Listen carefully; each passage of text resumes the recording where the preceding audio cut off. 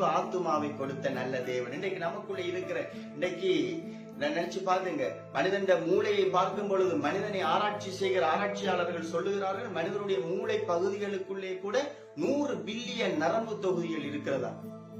மனிதனுடைய மூளைக்குள்ளே இருக்கிற அந்த இரத்த நாளங்களை ஒன்று கோர்வையாக சேர்த்தால் 1,00,000 மைல் தூரம் அந்த நரம்பு கோர்வை போகுமா.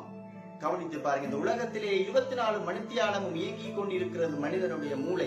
மனிதன் பிறந்தது முதல் மனிதன் சாகும் வரைக்கும் மனிதனுடைய மூளை இயங்கிக் கொண்டிருக்கிறது. இப்படி விசித்திரமான முறையிலே படைக்கப்பட்ட தேவனுடைய கரத்தின் கிரியைகளாய் இருக்கிறோம், தேவனுடைய கரத்தின் படைப்பாய் இருக்கிறோம் நானும் நீங்களும்.